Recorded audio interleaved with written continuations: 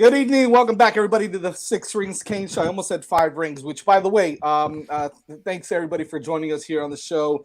Joined by always the crew, Vish and Danny Gillette. What's going on, fellas?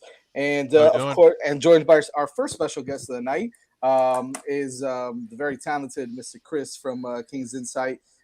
Thanks for joining us on the show, brother. We appreciate it. I know you got a show coming up in about half an hour, too, so we appreciate it, man.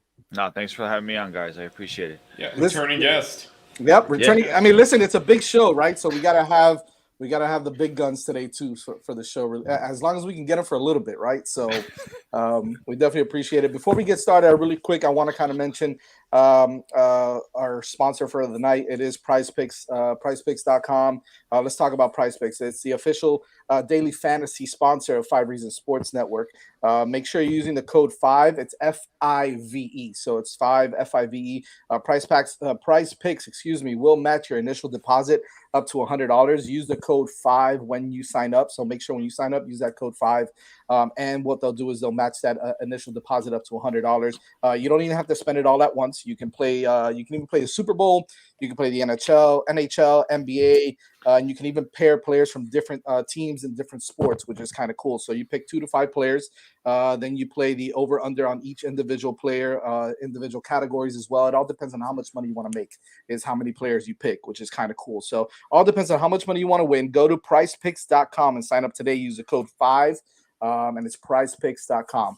Let's get right into it because obviously it's a big day today, National Signing Day. So this is a National Signing Day special, but we also got some pretty big news. And the coaching finally kind of laid our worries to rest a little bit, at least on the defensive side of the ball. The school hasn't really officially announced it, but we all know it's official already. Defensive coordinator Kevin Steele has decided to join the staff as a defensive coordinator for the Miami Hurricanes, which is nice because we sort of kind of poached him from Maryland, right? Sort of kind of. Listen, he's a known name. He's a hell of a recruiter. He's a little bit older, but he's still a great coach. He runs multiple schemes. That's something that I don't know as much about. I think Chris knows a lot more about that than I do. I know that, it's been out there that he ran a 3-1-7 against Bama, I believe it was, or against LSU. LSU, yeah. That was against LSU, right? So, but he runs a 4-2-5. He runs a traditional 4-3 and a 3-4 as well. So he kind of likes to mismatch and kind of match up depending on who he's going to play. So I really want to get everybody's take on this, but we'll start off with you, Chris, on what's your take on the hiring of Kevin Steele. I like Kevin Steele a lot. It was surprising to me just because it was a name that had floated last year. Was as a possibility, then kind of went away for a second. And then when it came back, it was pretty much just spur of the moment. When I saw that he had signed on with Maryland, I was like, well, that probably would have been a good guy to get. It also would have fit. My first thought was would have fit Mario's MO on the guy that he likes to bring in, because like you saw what he did at Oregon, he brought in Tim DeRuyter, who was a longtime head coach out in the West Coast. He has DC kind of back and forth. Even his offensive coordinator, Joe Moorhead, was a guy who had been a head coach, longtime offensive coordinator, like an established guy, which you need if you're a Mario Cristobal, who's not an X's and O's guy. He's a motivator. He's a recruiter. He's a CEO type, but he's not the guy that's going to be out there kind of setting up the game plan for the week, right? And because of that, you needed to find somebody that had that experience and had that kind of cachet with the ability to go out there, call the defense, run his own show on defense, kind of like Manny let Rhett run the show on offense. Well, now Mario's going to have a guy running the show on both sides of the ball, and Mario's going to go back and forth and do what needs to be done, and spend a lot of time in certain position groups. But in terms of setting up the game plan, that's going to be the OC's job and the DC's job. So, I mean, ultimately, there was a lot of other names out there that people were excited about, like Doug Belk and all that, but that Kevin Steele is going to get the job done, which ultimately for Mario, especially year one, I mean, how long does Steele have if he gives us 2-3 years before he steps away, maybe retires? Fine. That's great, because you're going to be able to establish the defense. And I think by that point, you'll know exactly you'll have a succession plan in place, whether it's inside or outside the house. But I'm also very excited the fact that he's a guy that knows how to coach up linebackers, which, I mean, we haven't had in a decade, a guy that knew actually how to get the most out of these linebackers. So I'm excited about it. I think it's a kind of hire that can add a lot to a defense that seriously needed something. Everybody muted themselves. There he is. What's up, man? Our other special guest here is the better half of the Canes Insight I know I show was about to tonight. pop automatically in. What's up, Stevo? What's going on, man? I don't know if he can hear us. Can you hear us, Stevo? Are you talking to yourself? Does he do this a lot on your show too, You Chris? should be able to hear us. We can hear you. He's going through his process. That's all. He's getting psyched up. Yeah, y'all can hear me? Now, Yeah, we got you, man. I bet. I didn't know I was just gonna jump in like that. My bad. It's all good. I was asking Chris real quick, and you can answer this after if you want, Stevo. The fact that he's gonna, like you said, Chris, right? He's gonna allow Kevin Steele to kind of do his thing. Is he actually gonna come in and possibly make a couple of hires on his end, linebackers coach, DB coach, those kind of things as well? Or what can we expect out of that? What do you think? Chris, go ahead. Oh, sorry. I was watching Stevo go through his thing, but I think that as far as hiring guys that he's exclusively going to look at, I think Mario still has a lot in there, and I think a big reason for that is he's going to find recruiters like at the positional coaching spots, because I mean honestly, Kevin Steele's job is to kind of set things up, and he's going to do a lot of like the active coaching, especially the linebacking core. So I would expect another linebacker coach to come in to be a high level recruiter, to go with Kevin Steele. And the DB room at the same time, like I would love to see DVD stick around as an option back there. But really, with a guy like Steele, it could be anything. It could be someone that he has from his like Rolodex of guys he's worked with over the past decades as a coordinator, himself as a linebacker coach. But I do think there's going to be some more input than you'd expect with the way Mario was handling the process early, kind of just hiring guys and kind of let the DC figure itself out. I think it just put himself in a position where anyone you hire at this point is going to say, look, we're already 2 months into this thing. So there's some guys that I know that could be a good asset. And I think he'll be more willing to listen than maybe we were a couple weeks ago. Just want you to know that we got a stacked house today, it seems like. So Mr. Max is on the show now too. What's going on, Stash? Yeah, what's going on? Hey, before we get to Stevo, before we get to you, I want to give a couple shout outs to people on the chat. Fresh 3542, what's going on, man? I buy houses, salute fellas, what's going on? And of course, a big $10 dono from Adam Folds. We appreciate that, man. Thank you so much for the dono. If you can put it up, I don't know if you can there, Vish or Danny.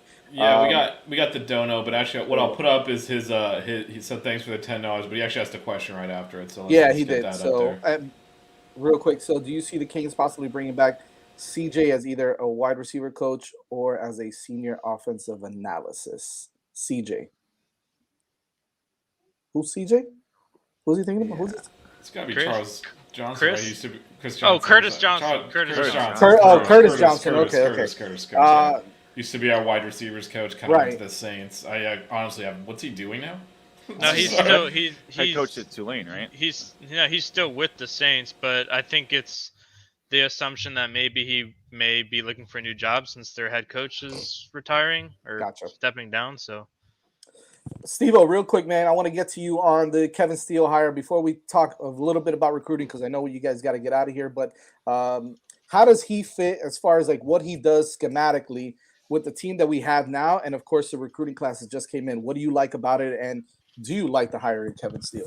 Yeah, no, I for sure like the hire with Kevin Steele, and we actually kind of have a roster that's just lacking defensive alignment, because he's going to run an aggressive 4-2-5. It's just going to be what better coach than what Manny did here.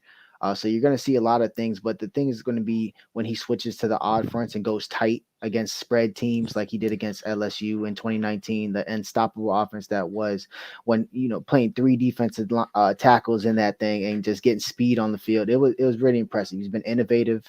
He's 63 years old. You usually say you can't teach an old dog new tricks, but he's been able to adapt. His defense has been able to perform as more teams went spread. That's what I like about him, because the ACC, the reason why I didn't want like a Muschamp or somebody was because if you're going to try to run it down their throat, you're going to have a rough day. But if you're going to spread it out, their defense is going to give up something. So I was very excited when we got somebody that's, can attack the spread offense. And basically what he's trying to do is he's going to make an offense take what they give him. And he's going to put them in the areas where everybody could swarm and they get third and shorts and get off the field with pressure. So I'm very excited about him. I think, he's going to help linebacker play tremendously and linebacker scouting. When you coach linebackers in the NFL, that seems like a remedy for that position to me. Yeah, it's huge. Good stuff there, man. We're gonna, we before we get to Max on Kevin Steele and everything else. Obviously, this is a signing day special as well, so I definitely want to get your take because I think that we're all pretty excited about what happened today and just what happened as a whole. I mean, the fact that people forget that Mario Cristobal did a great job of getting the guys early signing day. I'm sorry, excuse me, signing today, but also keeping the guys for early signing day and the guys that were already committed. Did a hell of a job in these last 2 months. Did we miss out on a couple of guys? Possibly. David Yulee and Shamar Stewart, I think, were two of the guys that missed out on per se, but we all knew what happened there. And as somebody wrote here, I think somebody wrote something about Coach Mo. Of course, it was Gonzilla. Coach Mo is a great guy, right? Yeah, so he's the one that wrote that on the chat. Nice Zilla. But kind of want to get your takes both on the recruiting class as a whole, and what can we expect? Can we expect some more? Mario Cristobal did mention in the press conference today that we could expect maybe a couple more guys. Obviously, it sounds more like portal guys and at certain positions. How do you feel how the whole class rounded out, and what your take is on what's still left that we can kind of go after? We can start with you, Chris. Well, once we realized the way this class was going to look, it was going to be a smaller class, and obviously with the changeover, it was inevitable it's going to be smaller. You could tell that there wasn't going to be this huge swell of late commitments from high school guys. It was going to be a lot of portal. It seemed like Mario kind of made that his priority, a small handful of guys that he was really interested in bringing in from the high school class. But I think the portal class over the next month and even into where we get past spring ball, when things start to kind of fall apart, when people realize just how stacked, how heavy their rosters are, and they got to get down to 85. There's going to be a lot of guys looking for opportunities out there, guys that I think Mario probably knows from recruiting, possibly former 4 or 5 star guys that are going to be out there, and maybe even some guys right now that are on the verge of hitting the portal that I think Miami would have a lot of space for. I'm excited about the opportunity of adding a bunch of those guys, and we have room, and we definitely will have more room come the end of spring ball, because unlike a lot of other schools around the country, I know it seems like there's a ton of people out there, ton of spots and some spaces available, but there really aren't many. And if a school is able to find some, it means they got loose to some good players. So I would expect a big number of portal guys, maybe 5 more portal guys coming in at some point before the year, if not more, especially if we can look at and add to any offensive lineman that wants in, you let it, and just let them all battle it out when we get to the spring. I know Stevo wants 17 guys to come in on an offensive line. We're going to have 2. We're going to have a whole JV roster. But, get as many O-line guys in, get as many D-line guys in, and then let's see what we can add.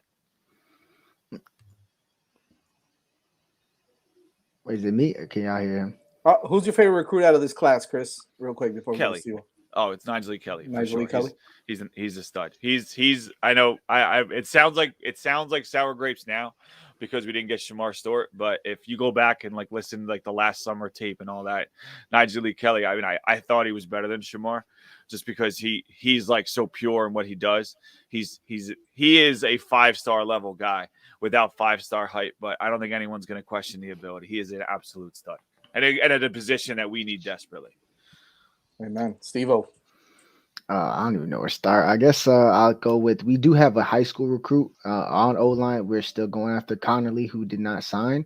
He's supposed to be signing in March, apparently. So he's a 5-star offensive lineman. You could bet that, Mirabal and Cristobal are doing everything they can over this last month. And yeah, definitely portal guys. And I'm pretty sure linebacker, if anybody from Auburn at linebacker hits the portal, definitely would maybe be a way to get them over here with Kevin Steele's, issue over there. Not issue, but resume over there.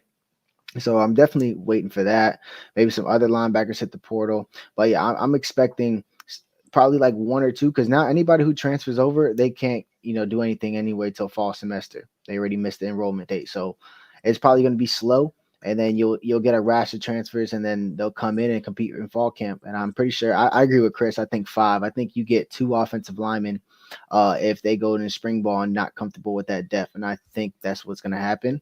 So you'll definitely be looking for O linemen in spring. You might be looking for another DB, possibly, but for sure more linebackers. Hell yeah. Who's your favorite recruit, Stevo? Yeah, we let my favorite go. Who's my favorite in this current class? Who else is from Broward? Anyone? No, I mean, because he already said Najee. You already know that. But my favorite in this class. Who's your favorite I'm gonna have LSU to. recruit? No, I'm gonna have to. No, we ain't gonna talk about it. I'm gonna have to go Markeith Williams, the safety. That's probably I like playmakers, so I like people who could take a ball away, could show they could do it, one hand, two hand, force some fumbles or grab interceptions. I really like Keith. I think the future is definitely going to be. Not saying Cam Kitchen's not playing, James not playing, but I really think the potential of Avonte Williams and Markeith playing too deep back is going to yield some interceptions. They're gonna wish the chain was back. I think he's going to surprise a lot of people for sure. So, by the way, Chris and Steve, let them know where they can find you guys. Chris, go. Well, at 9:00 today, we start up CanesInsight Live. When you're done with Jazz's show, obviously, don't just switch over early. I mean, you got Max on here. There he's over there. Can't miss the mustache. But we go not live at 9:00. We'll be on for a while. So when you guys are all wrapped up, you can head on over. But normally Wednesdays at 9. Otherwise, CanesInsight.com. You guys know to follow over there. All kinds of good stuff. Hop in the message board. Always a good time. And on Twitter, there's me right there, Canes Legacy, and Stevo right there. There it is, baby. Stevo, let them know. Yeah, you can catch just my Twitter @ right there or right there. And then you can catch my Canes Insight. Right I'll be there. dropping YouTube. I'll be dropping a couple of recruits reviews very shortly. So definitely tune out for that. I'm still disappointed you haven't dropped the Kevin Steele I defensive breakdown yet. I had no idea, bro. He was gonna. You didn't know? No. How was I supposed to know? Flo told me like a month ago. We were good. You didn't tell me. Nope, he didn't tell me either. Thank you guys. He We said, appreciate wait. it, man. Flo said we got Kevin Steele and watch that Bear Alexander transfer. Gonna rip up that rip up that NLI. Oh man, thanks a lot, fellas. We appreciate it. Have a hell of a show. We'll see you guys in a little bit, man. See you guys. All right, family. Y'all have a great show. Thanks, man. Real quick before we get to that beautiful stash that Max has there. Oh, look at this. We got Rasta too. He made an appearance. I didn't know if you were gonna come on, man. I didn't know if you were gonna we got a Miami Flow Team Miami Flow party happening here now. Man. I love it. I love Team Miami Flow. Where Dave at? Right. He's coming on later. He is. He said he's coming on later. That's gonna be awesome. Real quick before we get to y'all, Godzilla. We got to throw this up there because it's so true. You guys look like the Brady. We just keep moving around too. Every time I add someone, it moves everyone around. No shit, man. I think he means the Joe Brady bunch. The Joe Brady bunch. Jesus, what? That's another conversation. We don't believe in offensive coordinators around here, so. Put up the dono really quick, man. The dono's there. Zilla with the dono, $4.99. Our roster management is horrible. Way too many at a couple positions and too little at others. How long to get the roster right, and what priority? I don't know. Who wants to take that one? I'm gonna go with was horrible. Was horrible. Yeah, and I will say that's the whole balancing classes out is less important with the portal now. You used to, need to have that balance because as you move people through, but at this point, you can plug gaps. I'm not really worried about it at all. So real quick, the best names when it comes to Miami Hurricanes football, recruiting, coaching, everything are on the show right now. I gotta give you guys credit, man. Flo, Rasta, Max from Team Miami Flow, all of you guys do an amazing job. You guys are the best at what you do.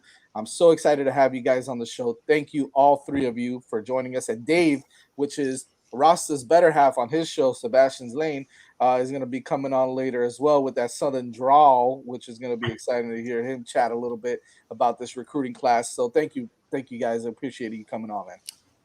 Our pleasure, bro. My pleasure. Flo's gonna be talking with a Southern accent in a couple weeks, just so you guys know. Oh yeah, okay. What are you moving to Georgia or something? What's going on? I'm going to Tennessee. I'm going to Tennessee for a few days. I'm actually going to link up with Dave for a night while I'm there. So as long as I have bail money, we should be all right. Listen, man.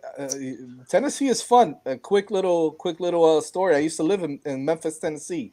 So I got family that lives in Memphis, Tennessee. I just didn't develop that draw. I wasn't there long enough. So, but I do love me a little Tennessee. So that's awesome, man. That's awesome. Hey, look, listen. Let's kind of get right into it real quick before we even get into signing day today, which was a really nice day for the University of Miami, as we all know.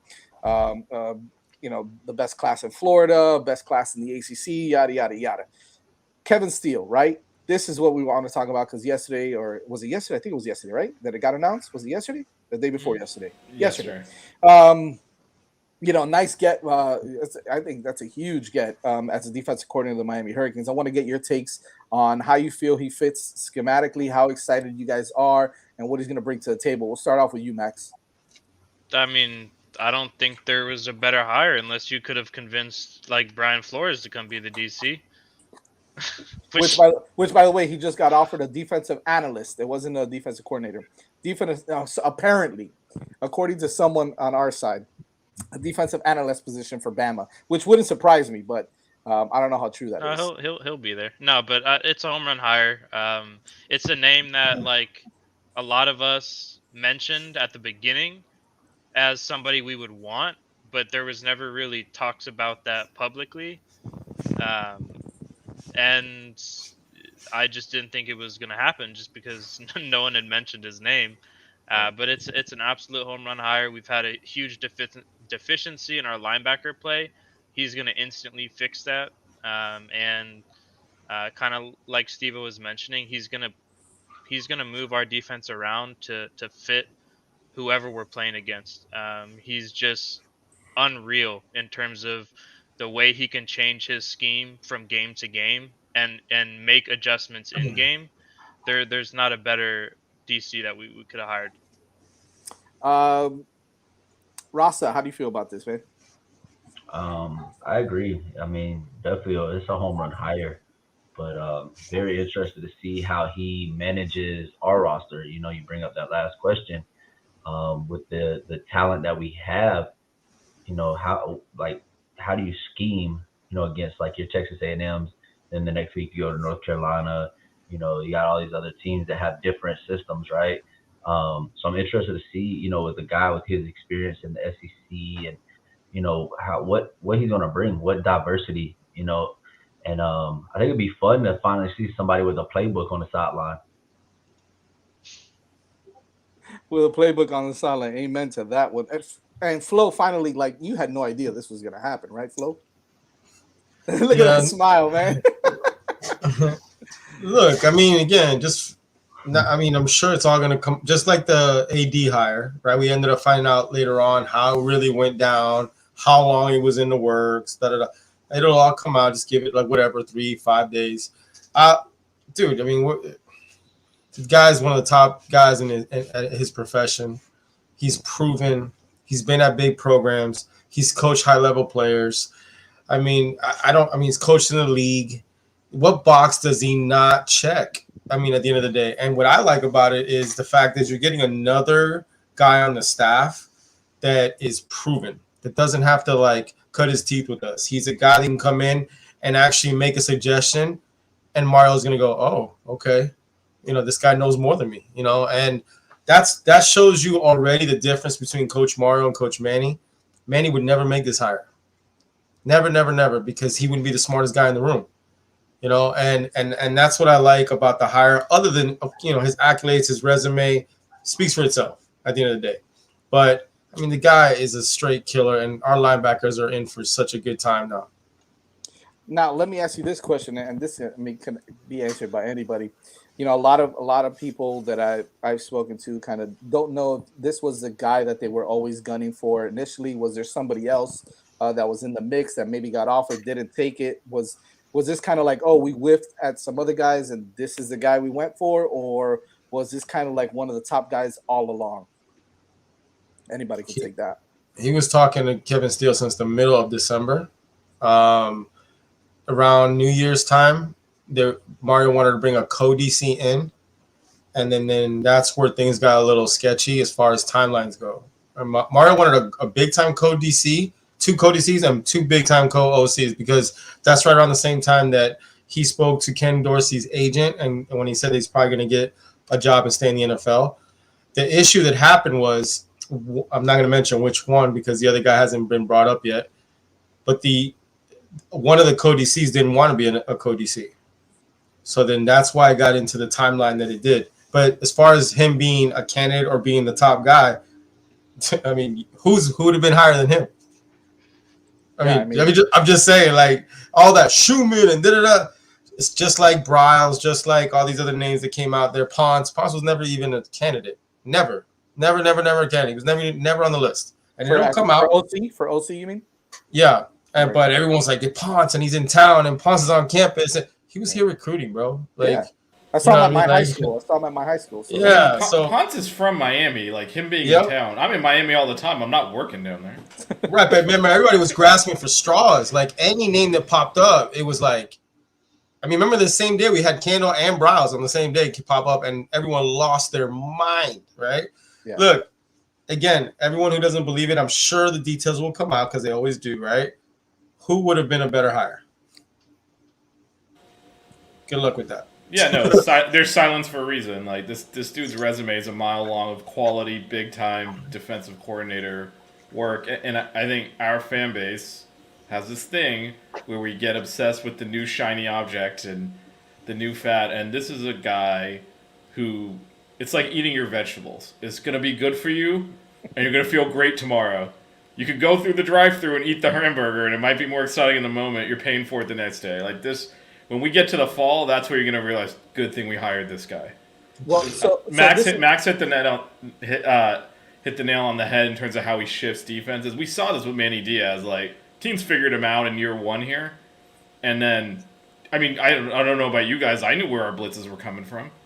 I'm not a professional coach. Obviously, they're eating film on the other offensive coordinators. Like that's why his defense imploded.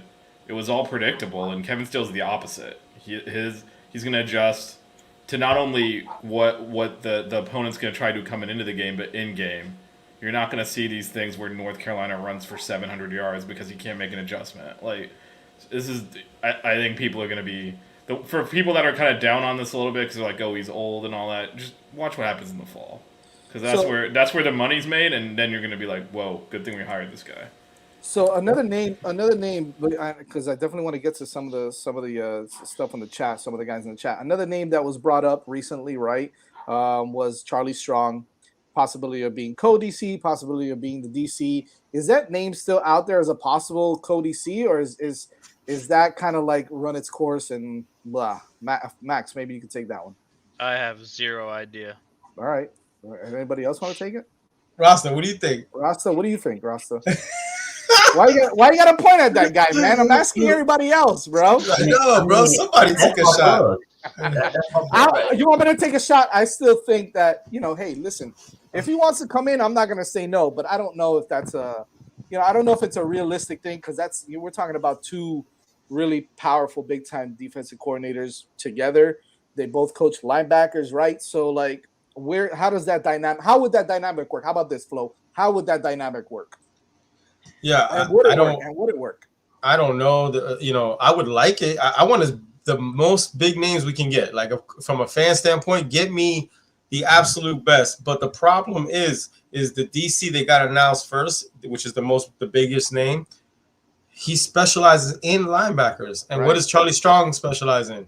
Linebackers. Right. Now, I think someone like like Belk would be more of a, because he does the DBs. Right. You know what I'm saying? So that would make kind of more sense if that would work, right? But look, I mean, the Charlie Strong name was real as far as him being thrown around. That name wasn't just a leak just to shut people up. Like, he might end up being an analyst, or I don't know. I mean, I know that there was real interest, there was real talks. It wasn't just to shut people up and get us to run around for 3 days. Well, let me push back a little bit, Flo, because when Kevin Steele was at Auburn, T. Will was his linebackers coach. He was just the DC. So I definitely think there would be a possibility for them to coexist on the staff. I agree. It 100%. I don't argue with that. I just think it makes more sense for the other guy because we're missing both positions. Now when you hire Steele, you're probably paying him a pretty penny. I mean, the dude was the highest paid assistant for one of the years. I think he was making $2.5 million as an assistant 1 year. That's like, even though we're shelling out money, that's still ridiculous money, right? That's like the best DC money that's out there. So how does Miami combat that? They got to give him two positions. I mean, I'm assuming, right? I'm not like reporting. I mean, that's the only thing that would make sense. He'd have to be the DC / linebacker guy so they can pay him whatever they're paying him. Now, give me some Charlie Strong too. Don't get me wrong. Like, I'll take Charlie Strong all day. I love that guy. I think he'd be great here. I don't know. It would be interesting to me. All right, so enough of I'll just add one thing to that. I tend to agree with Flo. It seems like if you're bringing Steele in, you probably want him to handle linebackers as well. So, because again, there's limited on-field coaches you can have. But Steele is so respected, it's actually feasible that Charlie Strong would work under him, which is, True. There's only like a handful of guys he'd probably be willing to do that. As a guy who's been a successful head coach at Louisville, less so at Texas and USF, but a lot of head coaching was, a national championship defensive coordinator. So I think it's worth repeating the caliber of coaches we're getting and where we're pulling them from. I know he's only there like a couple of days, but this dude's got a resume a mile deep in the SEC and ACC and was a Big Ten defensive coordinator, and we just took him. Yep. We were not doing that a year ago, 2 years ago. We were going either promoting people up to a higher position, so like they were a linebackers coach, we'd make them a defensive coordinator, or dropping down a level and pulling them from like a smaller program, a non-P5. We are sitting at the big boy table, and that's nice. That's a great point. Yep, good point. Before we get to signing day, and we definitely want to go back and check out the donos. I know I missed a dono here from Utown. If you guys can put it up, thanks for the $5 dono. I got it. I'll put it up, and also he had a good question, so that's a good transition to recruiting. Yeah, absolutely. So here it is, Utown with the $5 dono. In Manny's 3 years, his classes ended 17th, 11th, and 27th. In 2 months, Mario finished 15th, and UNC is 10th and 11th. So yeah, he wasn't the top recruiting class in the ACC, but I mean, I think if you gave him another 3 days, he might have been. So what will Mario do in 2023? Go ahead, Flo. And he did that with 14 players. Yeah, amen. We're at 15th in the country, but we only signed 14 players. Look at everybody underneath us has more players. So that tells you how far ahead Mario is from a quality standpoint. Like the 3 or 4 teams that are behind us have more players. The 3 or 4 teams in front of us have 3 or more players. And we are at 15 in the country with only 14 guys. That's huge. That's insane, dude. That's just dumb. Like, that's just crazy. All right, so moving forward here. All right, so let's kind of get into it. I really want to, because we talked about early signing day. We talked about those players a little bit. So I really want to kind of concentrate on the guys that we got today. And I think I want to start off with I guess, quote unquote, the biggest surprise of the day for a lot of people was the commitment. I don't think it was much of a surprise. Kevin Smith came in here and he did some work. He flexed his muscle and he got 4-star commit from Louisiana, Trevonte Citizen. Obviously a big time name. It depends on where you look. He's like the number 8 ranked running back in the country. If you look at another, he's like 11th or whatever. Who cares? The point is he's one of the top running backs in the country. Rasta, I want to start off with you about was this a surprise for you that Trevonte committed to Miami, and what's your take on his style of play if he's a good fit here in Miami? Nah, I mean, he told me 2 weeks ago he was coming, so I've been to it. Throw you under the bus, Flo. Nah, I mean, it was a surprise of how he went through it, right? Watching him. Honestly, I thought he was choosing all 4 schools. But you might as well just throw out the Jackson State hat after that, right? When he put out a white one, I was kind of nervous. Not gonna lie. We got to work on how he throws up the U though, for sure too. But I was nervous. Not gonna lie. I knew we were getting one surprise today. I didn't know who, but I knew we were gonna get one. I'm glad it was him. I talked about him in my last show and stuff like that. He's a stud, bro. Dude has tree trunks for legs. So he's a workhorse. He's a guy that you can give the ball to 20, 30 times a game if needed, and he's still going to, be good to go for all 4 quarters. So we got a stud in him for sure. I'm very happy with that pickup. Nice. What do you think, Max? No, well, Flo told me 3 weeks ago, so Jesus Christ, this is the week before Eve. But I mean, I can't get you guys all on the show at the same time anymore. No. What's funny is he reminds me of his coach. He's like Kevin Smith. He's a one cut back that's super powerful. He just plays very similar to Kevin Smith did when he was at UCF. So I'm super excited. I mean, you guys know Kevin Smith almost won the Heisman when he was at UCF. I'm really excited. Whenever you can pull any recruit out of Louisiana, but specifically a skill position recruit out of Louisiana that's that highly rated, it's unbelievable because that just doesn't happen. Big shout out to Dennis Smith on the staff because he has those Louisiana ties. I don't think this was possible without him. So he deserves a lot of credit. Was there ever a possibility that and Flo, I'll throw this to you. Was there ever a possibility that he wasn't going to commit? Was this at all a surprise today? I know, maybe some of us have a leg up on what we hear and things like that. But sometimes kids do crazy things, right? And they flip the script, like they change their mind more than their underwear, right? So like, how did this play out? This recruitment play out? Was it something that was a possibility that he wasn't going to come here? Well, Max actually hit it on the head. The analyst, it definitely was a Smith, but it was a different Smith, right? It was Dennis Smith. That dude was, in my opinion, 80% of why we got him. Kevin and Mario pretty much just sealed the deal. Mario was, of course, smart. I'm not gonna. Everybody knows that. But Mario took that jet out there, landed in Louisiana, showed him love. And if one thing we know about Mario, that's clear, other than he's a great recruiter, he's a closer. There's a difference, right? There's guys that are great recruiters, and there's guys that can close. And I believe in my heart. I know we're gonna get to him, but we'll talk about Stewart later. I'll leave Stewart out of this, but I think the guy that deserves the most credit in this recruitment is that analyst, and it was a little bit of surprise because there was a war for him. You don't take backs out of Louisiana. You just don't. You just don't get them. Who's the last guy we got out of Louisiana? Was it Storm Johnson? Was he out of Louisiana? Dude, I don't remember. I would lie to you. You don't even try to get running backs out of that. Yeah, because it's they don't let him out, dude. That's true. That's true. I'm excited about the kid. I think that he's going to come in. Here's the big question right now. We all talk about, and we've talked about this before. You need 5 or 6 legit backs in college football.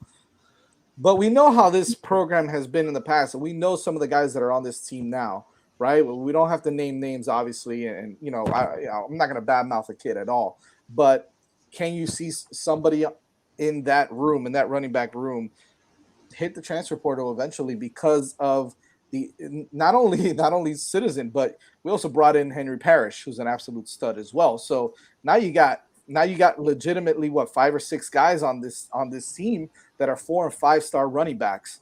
How do you manage that? Do you see one of these guys moving? Yeah, I mean, the obvious answer is yeah.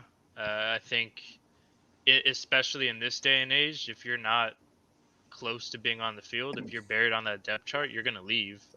There's not a lot of, I'm just going to stick this thing out until I graduate, because we live in a world of instant gratification. And if you're not getting on the field and your goal is to get to the NFL, then you're going to go transfer to a place that you're going to play. So I definitely can see somebody transferring out for sure. Yeah. If not 1, maybe even 2. Maybe even 2. That's what I was thinking. Yeah. Could be 2 of the guys that we probably speak about the most transferring. But anyways, moving along, I want to talk about Flo's favorite recruit. Well, at least for National Signing Day, Flo's favorite recruit, a guy that flew under the radar for a lot of the recruiting cycle, right? Like, wasn't mentioned a lot until recently, maybe a few months ago when he started getting some headway, and then he started, and then obviously people saw him ball in the playoffs. Depending on where you look at, 3 or 4 star defensive lineman Ahmad Moten, who's a legacy kid, right? His brother Anthony Moten played here for the Canes a few years back. Big prospect, big dude, strong, physical. I like him, but I wouldn't have known anything about him unless we spoke about it, unless Flo brought him up and liked his talent and saw his film and said, this is the guy we need to watch. So I'm going to start out with Flo on this one. It was a bit of a surprise for some people, the fact that he chose us over Oklahoma, right? I mean, that's huge to take a guy that was looking at Brett Venables' program on defense. Very hard to steal a guy away from something like that from Brett Venables. So talk to me a little bit about Ahmad Moten. We'll start off with you, Flo. How you feeling about this commit? I mean, it's no secret that I was arguing with people during high school season because Miami wasn't really recruiting this guy. This is before Mario. I couldn't understand it. I know my eyes. Like I've been doing. I mean, I'm watching and I'm like, this dude is really good and he's big and he's like, and he's playing at a big school. Like, what is going on? And then what happens? Mario gets here, immediate offer, immediate love.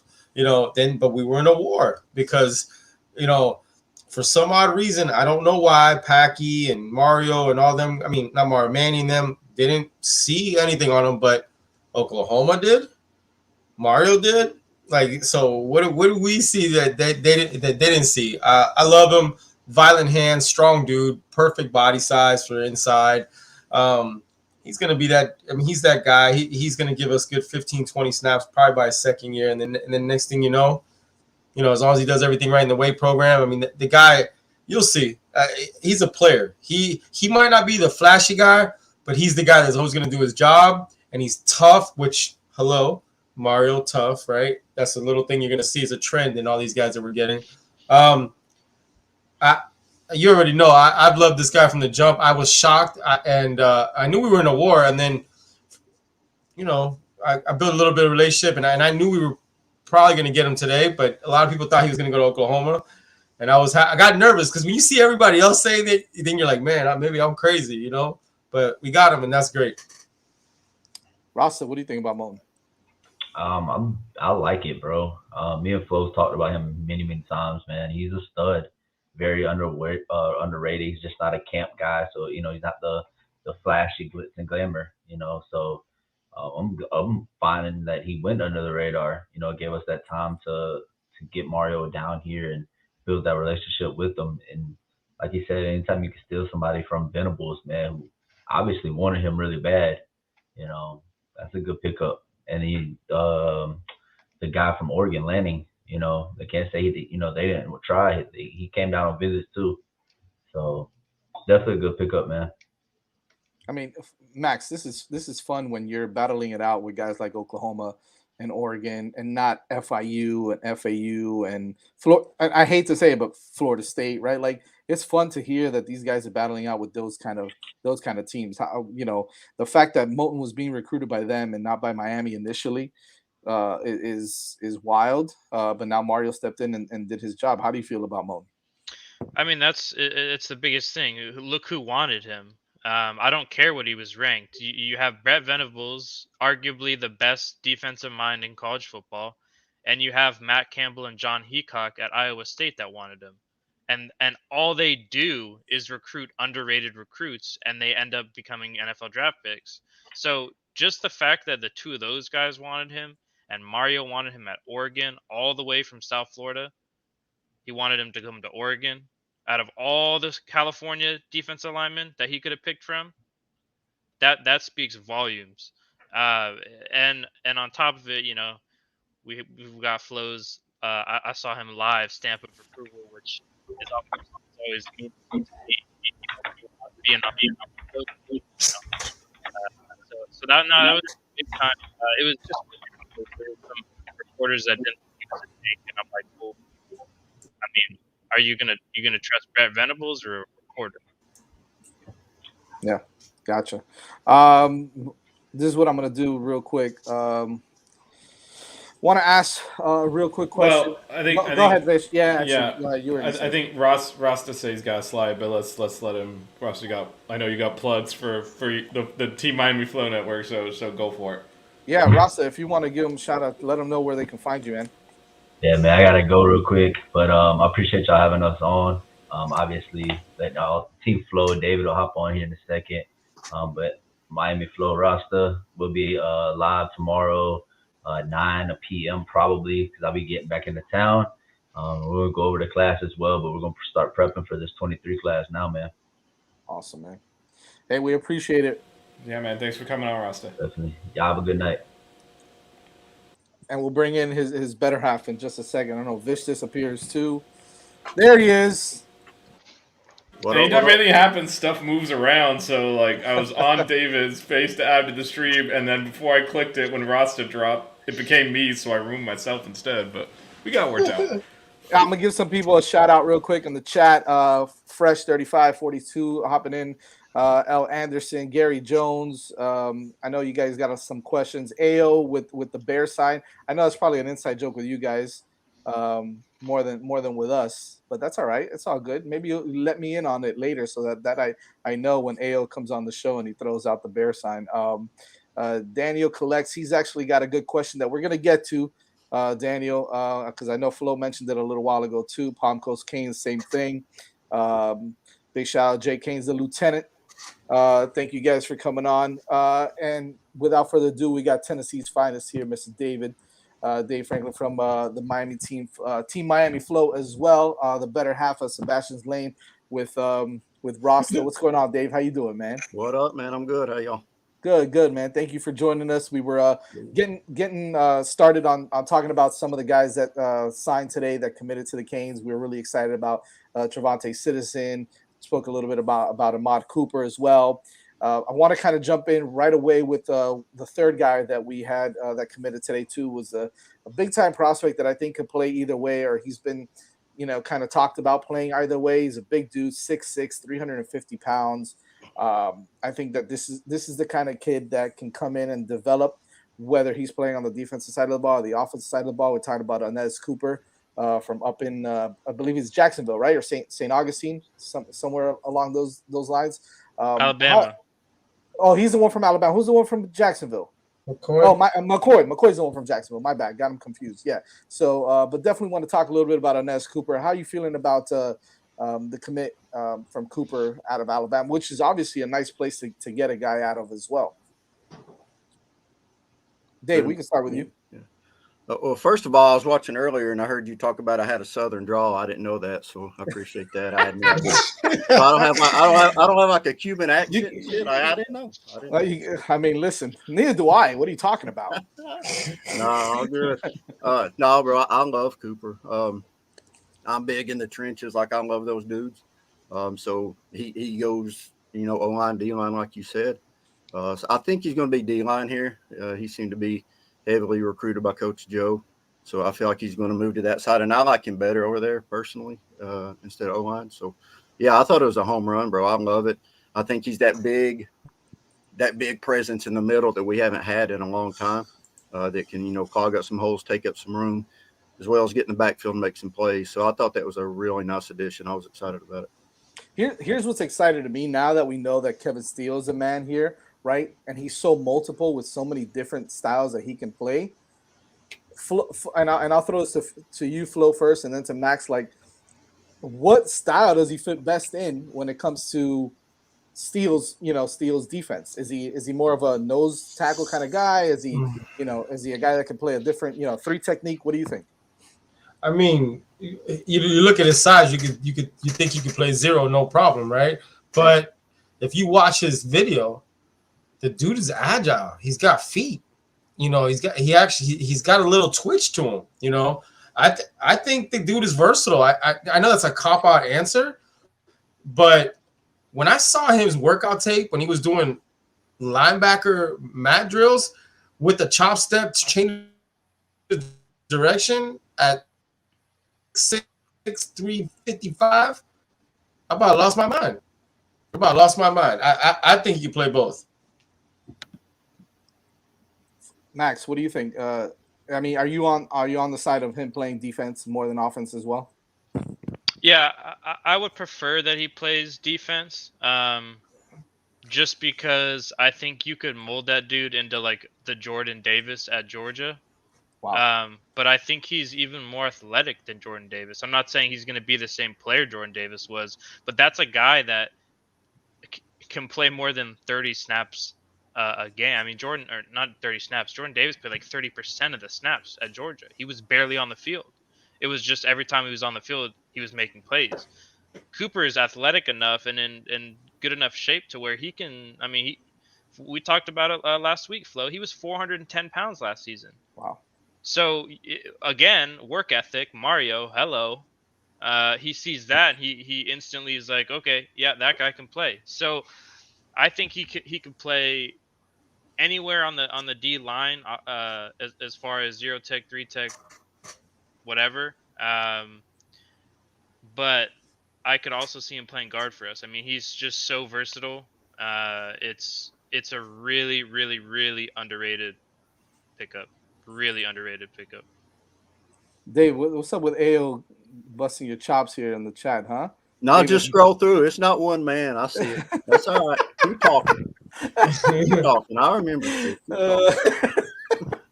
You're gonna get him later in our chat. yeah, you will. Yeah, you will. I can't argue with them. Those what's up. They're right. Did you see last night, Dave? Somebody hit my internet off. I thought maybe I had the same provider as you for a couple minutes. Are you stealing your passwords and shit? What's going on there, man? That dial up, man, ain't no joke. Oh man. Real quick. Yeah, look, when it comes to Cooper, like here's what I'm excited about. Like, sometimes you get guys that play the outside, right? That are big defensive ends that have to move inside on certain, pass rushing downs or whatever. If a kid like this is that athletic, you may not have to. I'm just saying you may be able to put him, in that scheme, and he may be able to still produce at a high level. So I'm excited at his versatility as well, just based off of what you guys have said. It's pretty exciting to hear. So I know he's probably going to have some developing to do, right? I mean, am I right by saying that he may have to, really work hard and develop a little bit before he gets on the field on a consistent basis? But at that size already, I think that's exciting. And like you said, he's tough.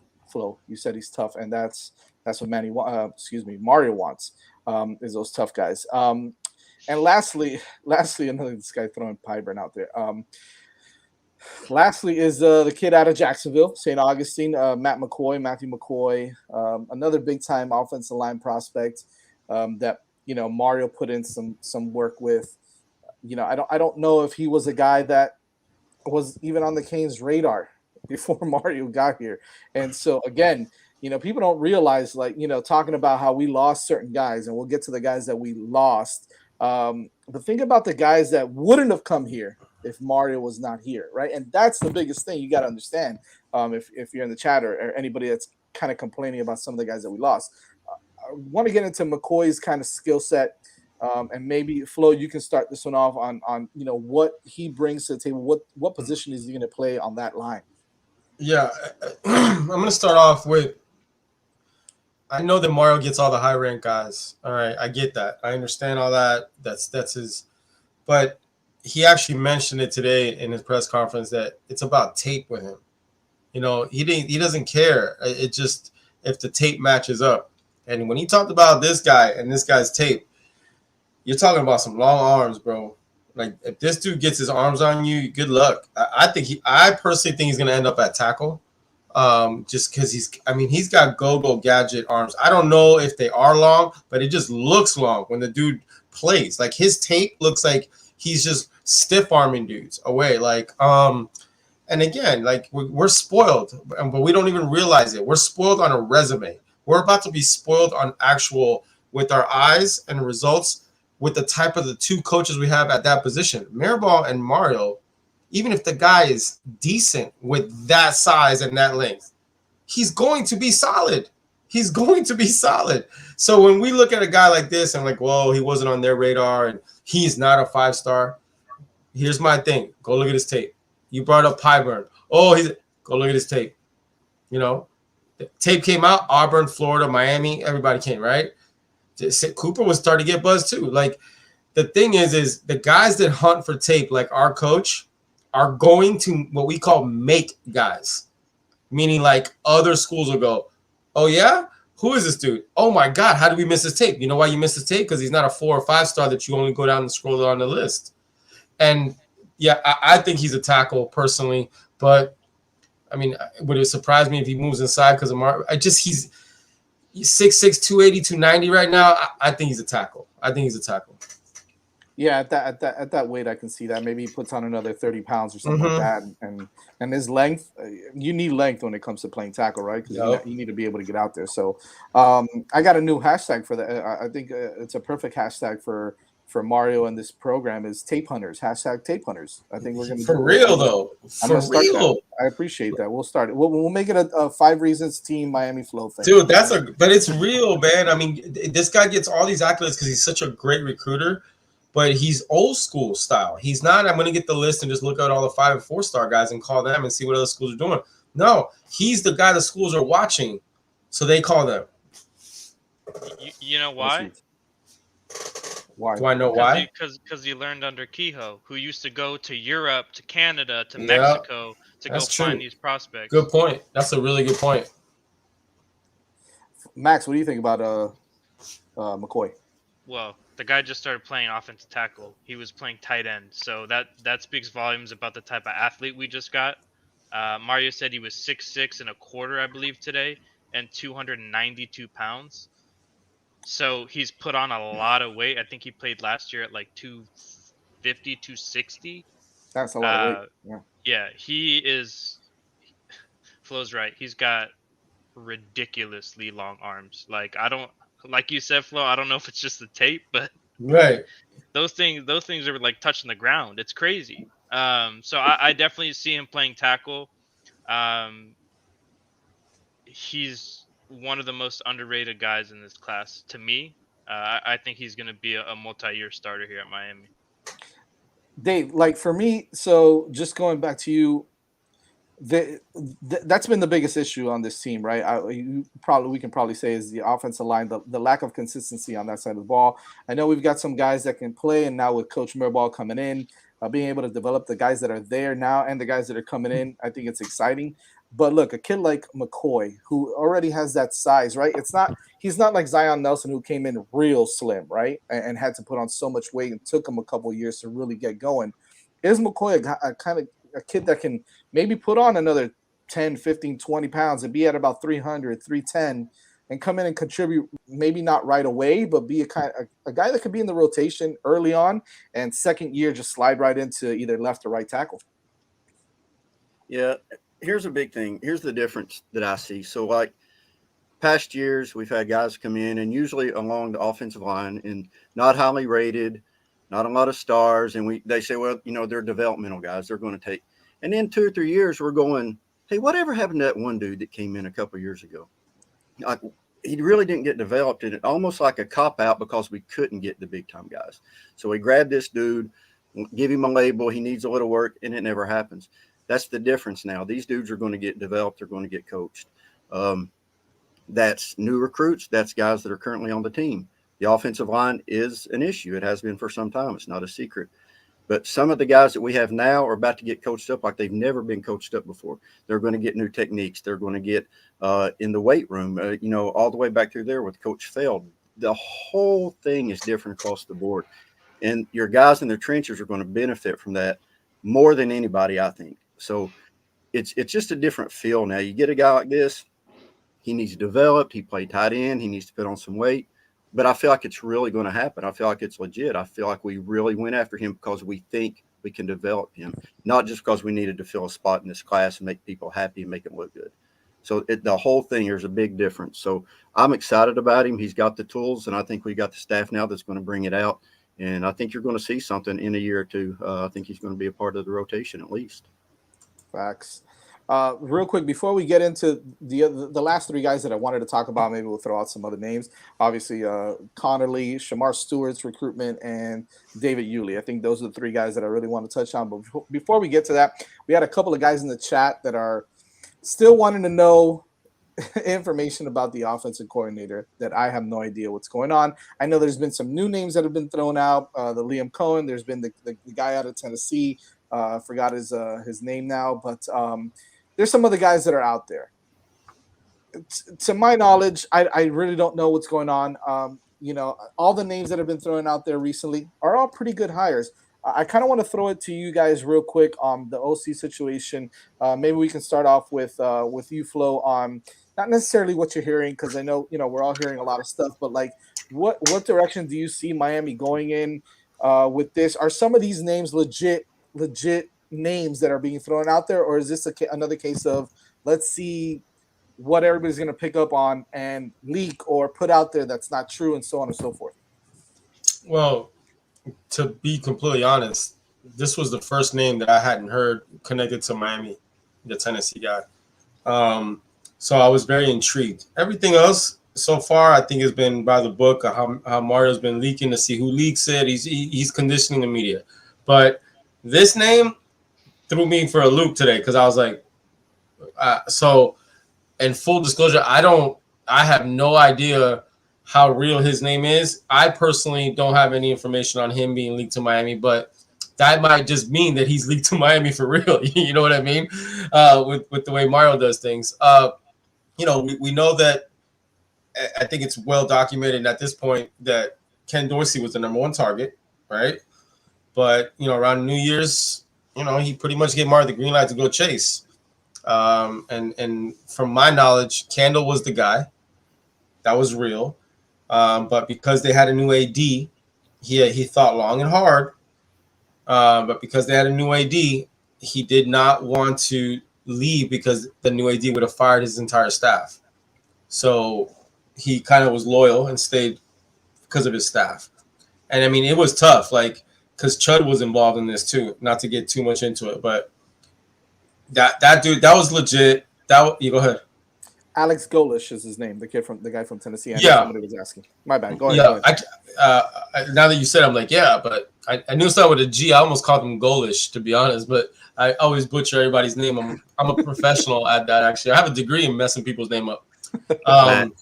Big fact. Yeah, that's true. That's and I own it. I wear it and I own it. But I try. I'm not lazy about it because I know that bothers you, Mr. Santana. I try. I listen. I screw names up too. Vish will tell you. I thought it was Santana. Santana. Why do you think I got Vish up there and not my full name? I'm not letting Jazz butcher that.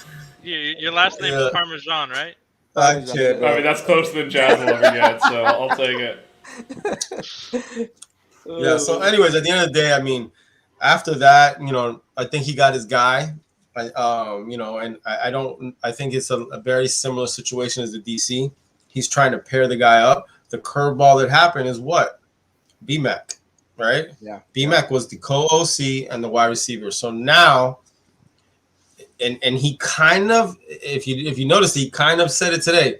We're gonna have a press conference and announce everybody, right? I think he's trying to button up the BMAC co-OC issue.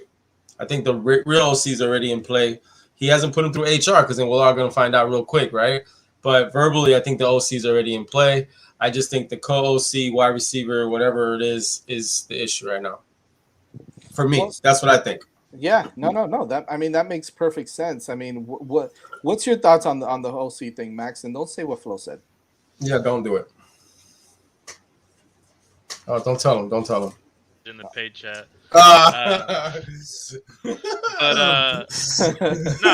Listen, there's not a lot of names on the OC board that have been public, the public OC board, that I haven't been a fan of in some regard. I think a lot of these guys would be good hires. Flo mentioned two of them on his Flow Motion last week, Andy Ludwig and Brian Johnson.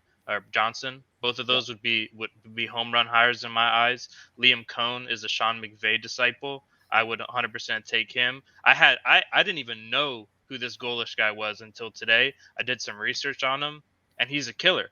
He's a killer on the trail, and he transformed that Tennessee offense, who, by the way, their quarterback was Hendon Hooker from Virginia Tech, who was terrible. And he finished in the top 20 in damn near every single stat. It was unbelievable what he did. So I'm not worried in the slightest with who we have at OC, because we saw what happened when people doubted Mario with the DC. We got Kevin Steele here, so he's got my full faith.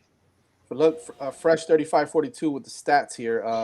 FBS total. He was second in the FBS in total offense, fourth in passing offense, seventh in total passing yards, and 8th nationally in Jesus. scoring offense. That's a goalish last year at Tennessee. Those are some big time numbers, man. And The other thing around this, Hooker threw 1 pick only. That's it.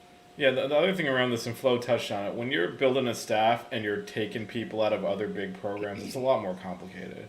He's trying to assemble a staff, but you can't like go just make one phone call to Tennessee's OC and have him like run over the AD on the way out the door to come here. You're gonna have to convince him. There's gonna be a lot of back and forth. His contract there will be a lot more complicated. So this is the price of doing business when you're trying to hire big people. Look, in fact, look at BMAC, right? He left. He went to Georgia. That leaked like 2 weeks ago. That's how long it took them to extract him from our program. It is not easy to pull people out of big programs. No, because you're talking about buyout numbers. Yeah, you're talking about a lot of things. So that's going to slow things down. When you're shopping where we're shopping, it just takes longer. Like we're not. So we're used to things moving faster because we're used to like taking Akron's like defensive backs coach and making him defensive coordinator, which takes like 5 minutes to close the deal on. Like this is just more complicated. It's not an easy decision for these other coaches because they're going from big program to big program. So just be patient with it. He has not made a bad hire yet. And all of the hires he's brought in have been coming from major programs. Yep. So this is a situation where we just gotta be patient with it.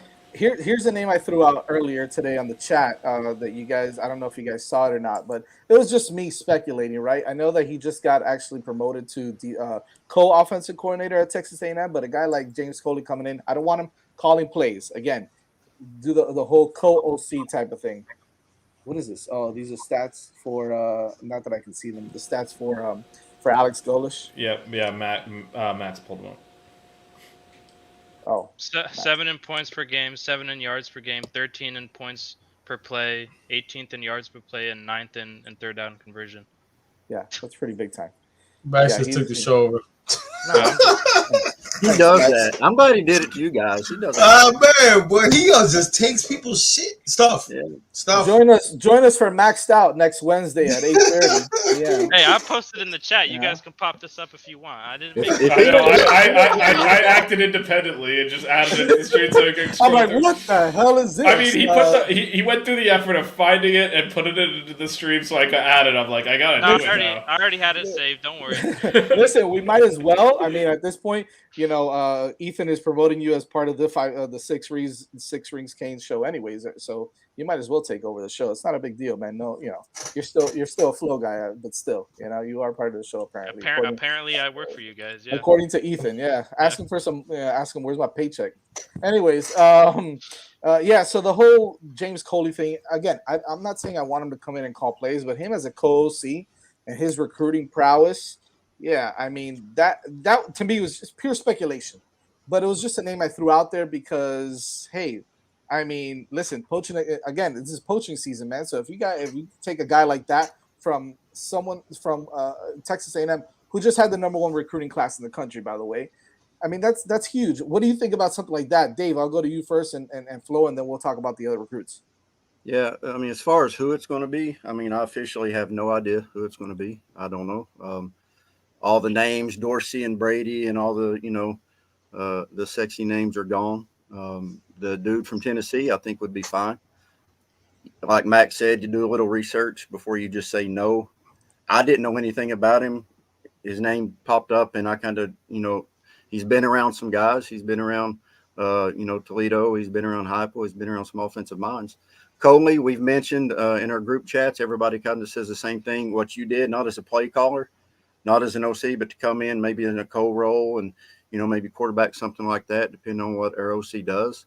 I wouldn't mind having him here. Recruiting trail, home run. You know, Mario wants recruiters, but, you know, again, he was just promoted at A&M, so I don't know if that's going to happen. So I don't know who the OC is going to be, but the names that continue to come up, just do a little bit of research on them before you just shoot them down because the dude at Tennessee, he is legit.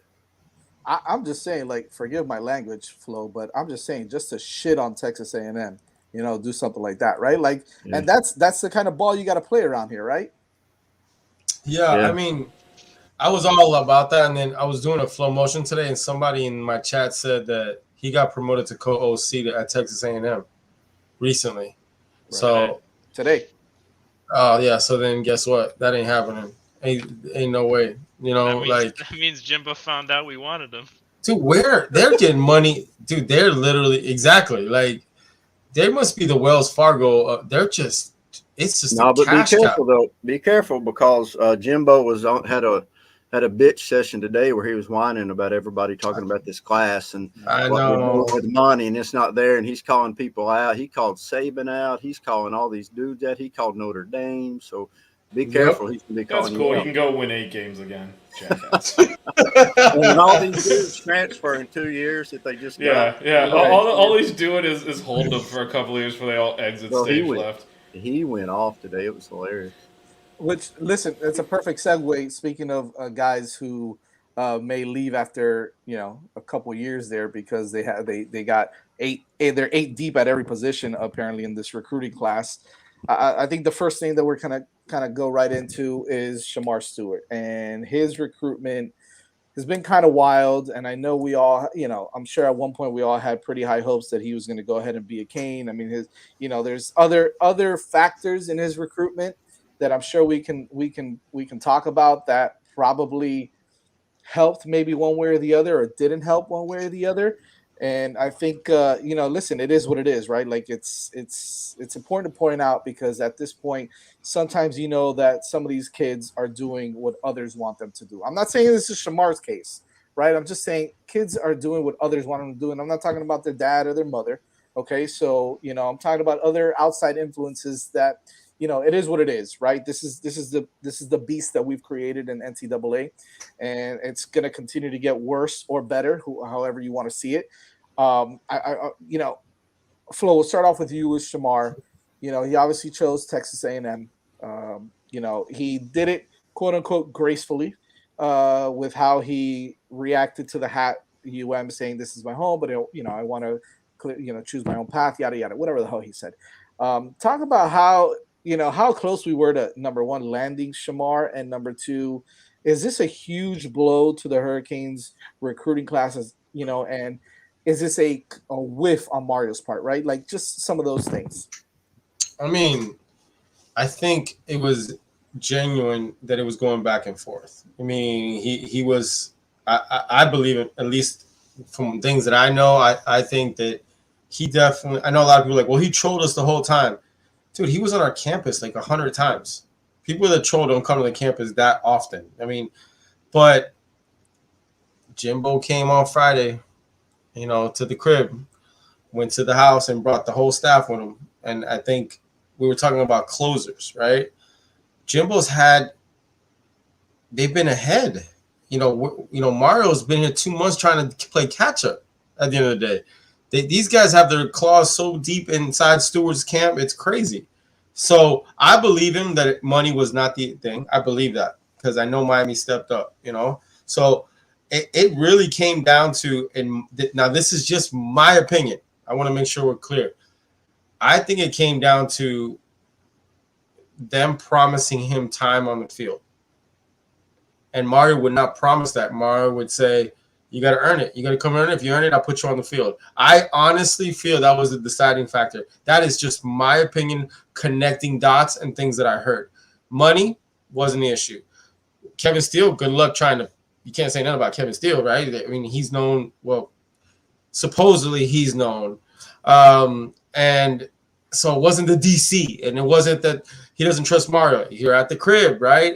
So I think for him – because of the NIL stuff and because they're going to be on such a big stage with the class that they got, and Texas A&M is literally about to do damage for the next 2 to 3 years, I think that him being able to kind of get guaranteed, we'll say, that he's going to play, I think that was a deciding factor, and that's just my opinion, because it's definitely gone back and forth. I talked to people that are very credible that thought he was going to be a Cane up until about 48 hours ago. And people that really I respect a lot. Like they tell me stuff and it usually goes down. But I started hearing around Monday, hey, it's on. Jimbo really came in hard on, probably again, guessing, assuming, speculating. Hey, yeah, sure, we'll play you. Let's just do this. And that's just my opinion. Max, how do you feel about that? Well, we see how that worked out for Donnell Harris, right? The guy's barely sniffed the field in 2 years. To me, and not to jump forward into Yuli, but when you have guys that are so 50-50 that aren't enrolling early, why do you have to make a decision? Yeah, it's National Signing Day, but you can enroll in summer. You can enroll in fall. You don't have to make a decision. I mean, you saw how like hesitant Shamar was when he was holding that hat. You saw how hesitant Yuli was when he made his decision. To me, and I'm not saying this because I'm a Miami fan, they didn't seem like they really, really believed in their decisions. And this is not just these guys. I've seen all around the country. These guys just want to make a decision on signing day because they get a ton of publicity because they're on CBS or they're on ESPN and they're not ready to make a decision. I don't think Kevin Coleman was ready to make a decision when he made a decision in early signing period. So I mean, look at the number one player in the country last class didn't sign anywhere. He enrolled at Ohio State during fall camp. The number one player in the country. You're looking at what Josh Connerly's doing. He's not signing yet because he hasn't made a decision. He was leaning Oregon. Oregon staff left. Now he needs to take time to assess things. So I get it. It's National Signing Day. There's a lot of exposure. But how about this? You go announce your commitment in fall camp. Nobody else is signing there. You're getting all the love because no one else is getting publicity, right? Thanks. So to me, and again, it's not because I'm a Miami fan. I had a long conversation with my dad about this earlier. I think a lot of these guys need to take a step back if they really want to make the best, because this is a lifelong decision that they're making. Don't rush it. I mean, that's what I was talking to Dave about it. Every time any of the guys that Dave talks to commits, he congratulates them, wishes them well. It's no hard feelings. It never is. We've all been around recruiting for a long time. We wish every single one of these guys the best. I wish Shamar the best, Dave Yuli the best. I do not get emotionally attached to these recruits because I've learned over the years following recruiting, you're just going to go crazy. But I just think a lot of these guys would be better waiting if they don't know what to do. So I think, yeah, it's a big loss that we didn't get Shamar, but guess what? We weren't getting we're getting Nigel Kelly or Cyrus Moss if Mario wasn't here. So I think we still made out on top. I think that that's the best point of the night that you've made in this whole entire show, Max, is what you were talking about when it came to kids, just hurrying up their decisions for the clout, for the attention, for and not really thinking things through all the way. And it happens not only to Miami, like you said, it happens everywhere in the country. But I didn't see the Yuli one live. I saw the Shamar one live, and you can definitely feel when he was holding that hat, like, how much I swear how much love he had for that you, right? Like you can feel that, right? And then again, and I don't care what anybody says. I don't care anybody can kind of call me out or say that I'm talking trash about someone. Outside influences played a big role, I think, in his decision. This is my opinion, again, right? Like Flo said, it was about playing time, and while I agree with that, I think outside influences also played a huge role in this decision. And at the end of the day, man, like this is a lifelong decision, okay? And chances are, if you decide to enter the transfer portal, your chances of developing and becoming the player and going to the league and being successful in college drop. They diminish so much. I don't care who you are. It does not matter, because we've seen 5-star athletes go to the transfer portal and disappear. And I'm telling you right now, like that's how I feel about this kid, Quinn Ewers. That's how I feel about him, because he's already changed his mind so many times, and he was at Ohio State and now he's at Texas. And that kind of messes with you, man. It throws you off, and people, and I hate to say it, people forget about you. Okay, so now you got to build yourself all the way back up.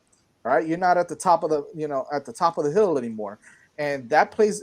And kids are fragile, man. They got fragile minds. Okay, and they're very impressionable. And if a kid makes a mistake, or he overthinks something, or he doesn't think about it enough, right, it could go either way. These are the type of things that could possibly happen. And again, I'm with you. I don't hold grudges against these kids making decisions either. I wish them the best. but deep down inside, sometimes you're like, yo, you made the wrong choice. But that's up to you to decide, right? Now you're a grown man. Now you got to live with the consequences. But I want you to thrive. I want you to be good. But at the same time, maybe it wasn't the best choice. But I'm nobody to tell you that. So Yeah, but the other thing, I think, I agree with kind of what both you and Matt are saying. I think incorrectly they think the portal is there, so oh yeah, so absolutely. they feel they're a little bit more casual with these choices now. Like that does mess up your academics. I know they all think they're going to play pro. Most of them are not. And you bounce around to 3 colleges and graduate with a degree in whatever will take your credits. That's not setting yourself up well for the future. You're blowing an opportunity to get a quality education for free by jumping around like that too. And yeah, it would be nice if they had like better advisors that kind of like, you gotta look big picture here. Take a breath. You don't have to sign this thing right now. Like, but the reality is we're all old guys yelling at these kids that are just the game has passed us by, man. And so like, yeah, it's easy for us to say when we're a little older now and can kind of think through things that way. I don't know what 18-year-old me would have done. I probably would have like, that hat looks cool.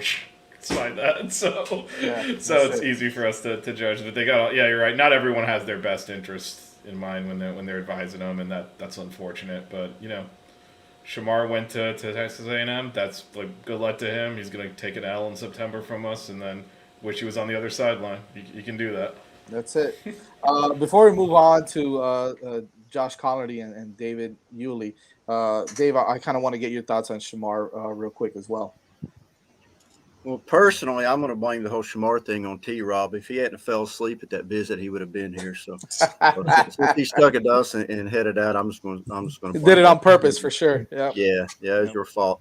But no, I mean, you hear all the time with these recruits, parents involved, coaches involved, and you always hear the same thing. It's the young man's decision. It's what he wants to do. We're going to leave it up to him. If that's really the case, then why do I see you in every photo shoot? I see you all on Twitter. I see you in every article. I see you in everything. If that's true, you can be involved, and nobody really knows who you are. Nobody knows about you. You can have their best interests. You can talk to the coaches. You can handle the recruitment. So don't give me this about, no, we're going to leave the decision up to him, when I know for a fact the parents are arguing over where he's going to go.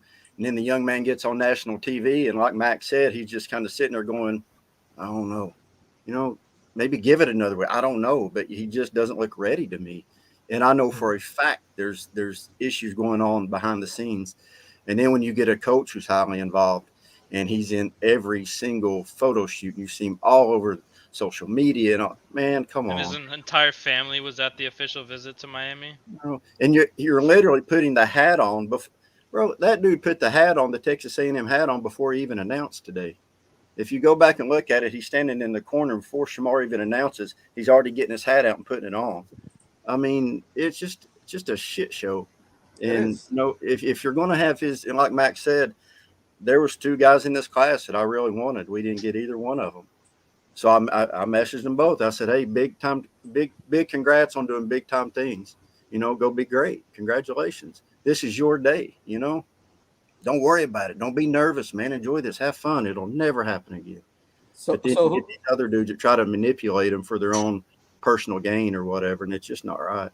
Facts. So who's the second guy you wanted in this class that we didn't get? Well, besides Shamar, I wanted Pyburn and I wanted R. Mason Thomas. I wanted both of those guys. Yeah, we didn't even get to them. Yeah, I know those. Didn't happen. And that kind of goes along with everybody's talking about, Pyburn used this to get the Florida offer. What the hell was he supposed to do? Was he supposed to give the Miami offer back? Was he supposed to not? If you think you got trolled by a 16 or 17-year-old kid, there's something wrong with you. Like, what are they supposed to do? What is he supposed to do? Not put it on Twitter? When he put it on there, you liked it and you retweeted it, and man, oh yeah. When he didn't pick us, he trolled us. No, he trolled you. He didn't troll me because I didn't buy into all that. You know what I'm saying? What was he supposed to do when Mario offered? Go, no, you know what, sir? I just don't want that right now. Come on, man. That's crazy. So I really wanted him in this class. We didn't get him. Yeah. I messaged him. I said, hey, dude, congratulations. I messaged him before and said, hey, don't worry about anything, because he said he was nervous. I said, don't be nervous. Enjoy this, bro. Go have fun. Pick your school and then go show out. Don't show out against us when we play you, but every other game, good luck, but then you get all these outside influences, and they're just not in it for the right reasons. Yeah, and the Pyburn one is like, I mean, our fans are ridiculous on that. We do that all the time. We come in, a school has Miami as their dream school. Other big schools have offered them. We come in with an offer at the 11th hour, and they're like, oh crap, I'm going to Miami. I always wanted to go to Miami. Florida was his school for that. Once they came in, if they had offered him first, he would have shut recruiting down and just gone. Like, to your point, what's he supposed to do? Turn down offers from other P5 schools? Let me hope that they offer. If they don't, I'm just not going to college. But Dave, he did turn down one offer. Yeah, but that's his home school. It is his dream school. What's wrong with that? This dude just got to commit to play football at his dream school. Yeah. Bro, can't knock him for that. Although Johnny Utah brings up a good point here in the chat, man. He says that we lost Jack when you started talking country music to him. I heard that too. I don't think you lost him there. I think if anything, you got points there. He started it. I wasn't going to say nothing until he put that video out. All I did was ask him, and then he starts talking. Flo's going to find out in a couple of weeks when he comes up here. I'm going to have Flo rolling around on a Flo motion. Bro, listen, I'm gonna tell you like this, dog. I already played this out. We're gonna help. I've never did the line dance, but I will two-step my ass off in there like you have no idea. I have Jordans on and I will rock it. I just want a cowboy hat. I just need a. You gotta record that. You gotta record. I mean, this has to be. David says it's gotta be a flow motion, man. We gotta have a flow motion. We're doing it. We're doing it. 100%. 100%. Oh man, let's end this real quick. I'll say two. We'll talk about both guys at the same time. David Yulee and Josh Connolly. Obviously, Josh Connolly, we kind of mentioned already. He's not going to announce until later on. But I guess Dave Yulee, what happened? And I'll throw this at Max first. What happened with his recruitment? At the late stages. What caused him to kind of? Because we all thought, hey, he was a strong Miami lean. He kept saying the right things. His family was saying the right things. And then, later on, like 24 hours ago, 48 hours ago, he kind of started turning the other way, maybe a little bit sooner than that. What kind of happened in the late stages of his recruitment? Well, my mentor here to my left let me know that you never use the term lock in recruiting because it's not a thing. David Yulee was as close to a lock as possible. But to kind of reference the last couple of hours or the last day or two of his recruitment, everything happened in the last day or two of his recruitment. He picked 18 schools within a 24-hour period. He was like, I'm going to Miami. Never mind, Oregon. I'm going to Miami. Oregon again. My dad wants me to go to Miami. Oh, my grandma wants me to go to Oregon. He was flip-flopping like he was walking on the beach with flip-flops on. Like, it was crazy, his recruitment. I mean, I would text Flo. He'd be like, so Yulee's trending here. 2 minutes later, never mind, he's going to Oregon. It's like the guy, that's what I'm saying, though. Like, if you're that indecisive on this probably the most important decision of his life so far, why rush it? It just doesn't make any sense to me. So that was just crazy following that recruitment. And then Connerly, I mean, that's the dude that can come here and start right away. Flo will talk about some talent evaluator stuff that he's heard about Connerly, but that's a dude that could literally come here and start a right tackle day one. So we're going to be on him, as Flo would say, like white on rice, and we're not going to stop until he becomes a hurricane. Flo, what happened with you? What happened with Yulee down, later on, and what kind of made him choose Oregon over Miami? You think, right? I think the media opened the door. There was some stuff going to happen during the Under Armour game that he wasn't even at. That he was going to be on social media and do some stuff with some of the commits that we've had, kind of like to do something and pretty much let everybody know where he was going. But 3 days before that, there was some crystal balls that popped out that he was coming to Miami, and he didn't like that. And then from that, all of a sudden, that Oregon visit popped up. And anybody who knows recruiting, Dave will tell you, you have to get the last visit, bro. You got to get I don't know how you do it, but you get the last visit. Like, Trevonte Citizen is a Cane because we got the last visit. Facts. I'm just keeping it 100. Like, we stole him because we got his last. Because if LSU would have got that last visit, he'd be or Florida, wherever. You know, I think it was LSU was in the league.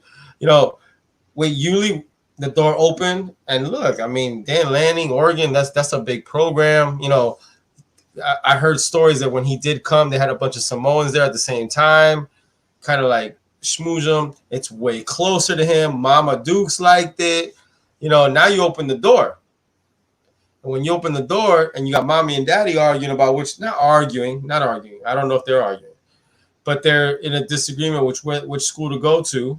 You know, I would almost wager if you ask Yulee tomorrow, he would say Miami. And if you ask him on Friday, he would say Oregon. Like, that was wild, bro. I mean, nothing beats the T2 saga ever. I was gonna reference that, but I was like, yeah, I'm gonna stay away. Yeah, nothing ever beat the T2 saga that I dealt with, but this was just outrageous because there's people that were right there going, dude, he just doesn't know where he's gonna go. And I was like, wow, this is amazing. So that's it. And Connerly, I mean, there's NFL scouts looking at him already, and the kid's not even, and he hadn't played one snap in college yet. Like, they said if you're gonna build an offensive lineman with feet, with a good lower body, you know, like a good trunk was what they call it, with a good pop with the hands. Still, the feet are light, but they're explosive. They're powerful. Like, just attitude. They said you'd build this guy. And Miami's all over him. But I'm going to be honest. I'm going to say it on your show. He's going to visit 2 to 3 other schools still. And I think it's Oregon, USC, and Washington, if I'm not wrong. I don't like that. Can he still visit us again? But it would have to be unofficial, right? I think he could on unofficial. Remember, the guy's from Washington, bro. Right. You know, do I think Mario's going to be out there a few times? Absolutely. You know, 100%. Yeah, 100%. But I'm not going to lie to you. I don't like that all those schools are over there. And Lincoln Riley, boy, is a recruiting monster, you know, at the end of the day. So, but we are trending. Right now, we're in the lead. It's, you know, but that don't mean nothing to me right now until he does those visits. Amen. Dave, we'll finish off with you on the Yulee and Connerly saga. Yeah, the Yulee thing, I think, you know, both what they said, both of them, I don't think I could really add to that. It's just a matter of, you know, outside influences. One wants him to do this, one wants him to do that. And like Fo said, if you asked him tomorrow, he would probably say Miami, you know. But I just think there was a lot going on behind the scenes that we couldn't recover from. Connerly, like Fo said, I don't like the fact that all those other schools, you know, out there are kind of into it. But a lot of people were upset because he's not announcing now. I kind of like it because we were this close to some dudes today that if Mario had one more month to work, I think it would have made a difference. You know, I'm just trying to be positive here. And I think in the second thing, what he said, NFL scouts are already on him. He's already got all those tools, right? Nobody develops dudes better on this whole line than the 2 guys we got. So I think that is going to come back in at the end when he sits down and weighs his options. That's going to be in their favor. Plus, Mario's got another month to kind of work on this. Get out there and see him. If we get him on campus again, don't know. But he's got another month to work at this, and that gives me just a little bit of hope. So hopefully that's going to help us out. It's definitely not going to hurt us. Facts, man. Real quick, couple of nuggets. Yeah, like we mentioned, Ken Dorsey took the OC position for the Buffalo Bills. And interestingly enough, I think it looks like Joe Brady is the quarterback's coach now over there at Buffalo as well. So those 2 names, you can scratch them off the list. I just got a pretty interesting text, too. It's looking like the OC for the Rams is going to be the head coach with the Vikings, and McVay's interested in bringing Liam Cohn back to be the OC for the Rams. So you may be able to cross that name off the list too.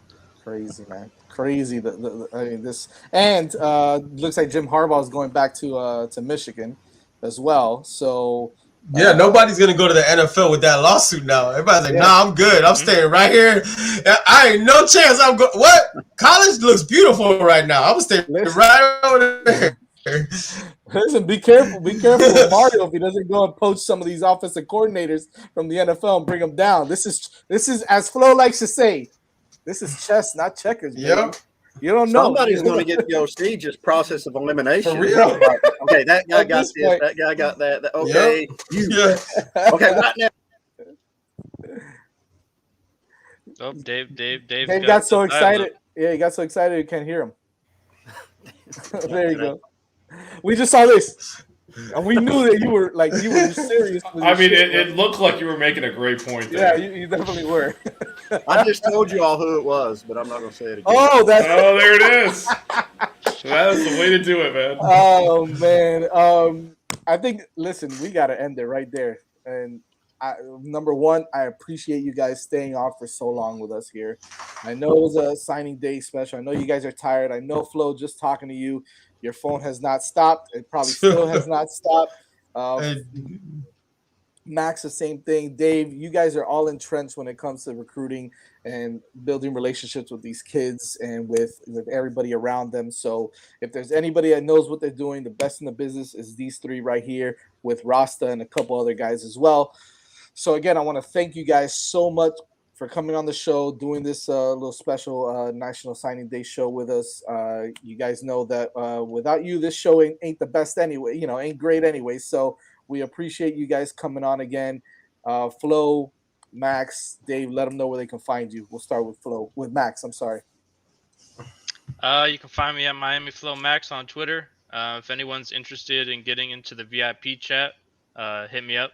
Or Team Miami Flow, you can hit that account up as well. We talk about that all the time.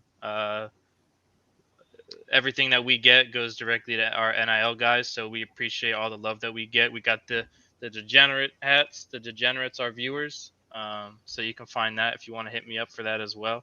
But yeah, you can find me on Team Flow everywhere. Team Flow, Team Flow, Team Flow. And Cliff wants to give you a shout out, Jazz. Yeah, all right. What up? Barry you, baby, represent. Let's go. Pa la patria. Yeah, I know you like that. Pa la patria. I can't say that. I can't say that. You can't say it.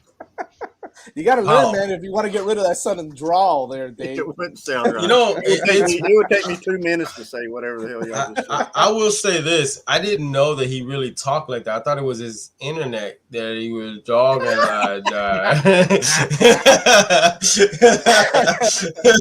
Oh, man. Yeah. My same thing. Just you get with Max, and you could find me. Like Max is like. Just leave me alone. I don't know where I would be without Max. Honestly, Max hooks it up, man. So Miami Flow 305 on Twitter. That's it. There it is, Dave. Sebastian Lane Thursday nights, 8:45 with that dude Rasta. Other than that, my Twitter is right there at the bottom. Hit me up. Other than that, just kind of hanging out with guys like this. Every now and then I get invited to sit at the cool kids table, and I'm always fortunate to do that. So don't find me. Some of the three best YouTube shows out there for Miami Hurricanes football right here: Sebastian's Lane, Miami Flow Show, and Maxed Out. Again, thank you guys so much. Vish, by the way, thanks, man. Thanks for producing the show and being a part of it. Yeah, DJ's battery died, so he. I thought he fell asleep. No. His battery died. Gary was in the chat. I was hoping for a Nebraska roundup. Didn't happen. But man. Gary, we were thinking of you. Maybe next week. Oh, really quick. An update on Larry Bluestein, man. Some more good news. I'm sure it got out there earlier. He's actually been walking. He's on a walker now, so he's doing a little walking. I think he's going to a rehab facility soon. And we were going to try to get him on the show today. I didn't think that was going to work out. It wouldn't have probably been the best thing, but I guarantee you that if he could have, he would have. So his recovery is going. That's awesome, bro. Still, it's going great. So awesome. We're hopefully blessed to have him coming back soon again. So major shout out to Larry Bluestein, the best to ever do it, and we're looking forward to that as well. So wanted to make sure I got that in before we left. Thank you guys again. Make sure you subscribe to the 5 Reasons Sports YouTube channel, to the YouTube Network channel. Make sure you subscribe to the Miami Flow, to Team Miami Flow, all the Miami Flow YouTube channels. And again, we appreciate everybody for coming on and joining us here on this National Signing Day special here on the Six Rings Canes Show. Thank you guys again. Yes, sir, Cliff. We love you, Blue. Definitely. Thank you, guys. We'll see you guys next weekend, next Wednesday at 8:30. Go Canes. Okay.